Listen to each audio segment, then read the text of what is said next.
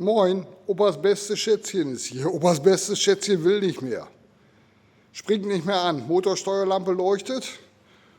Opel Corsa D von 2007.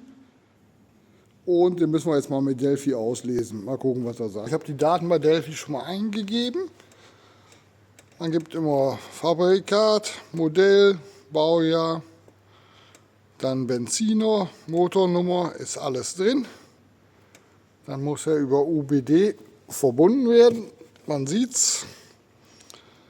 Und zum Auslesen muss die Zündung an. Dann einmal unten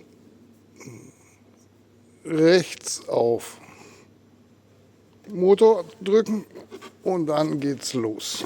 So, er hat sich mit dem Wagen verbunden. Man hört's und man sieht's auch. Jetzt Fehler auslesen. Fehler ist Kurbelwellensensor, Signalfehler permanent. Dann kann er auch nicht anspringen. Derek ist noch auf der Bühne am Arbeiten. Wir müssen noch kurz eben warten, bis er fertig ist. Wir schauen mal, was er macht.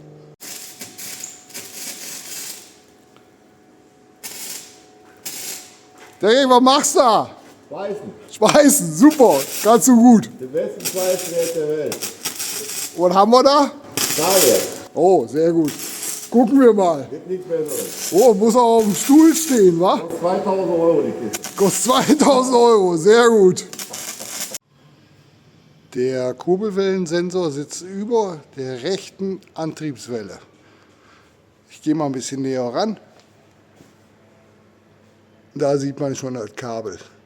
Da ist auch der Stecker und ich gehe gleich nochmal näher ran. So, da habe ich die Schraube schon gelöst und Stecker runter. Und dann kann man ihn vorsichtig ein bisschen raushebeln. So, da ist er schon. Unten liegt der neue. Man sieht es ganz gut, dass die beiden gut übereinpassen. Ich baue ihn jetzt ein, lösche den Fehler und dann will ich hoffen, dass er anspringt. Sehr fummelige Arbeit. Unsere Hebebühne geht super. Ohne ist es natürlich mega fummelig. Der Kurbelwellensensor ist eingebaut, um zu löschen. Einen drunter, drücken, Fehlercode werden gelöscht. Okay, bitte warten.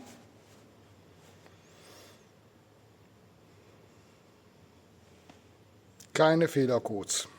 Anmachen und los geht's. Und wie läuft mein Auto wieder? Ja, will ich hoffen. Ja?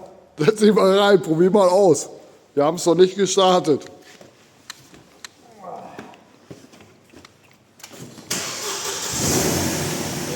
Ja,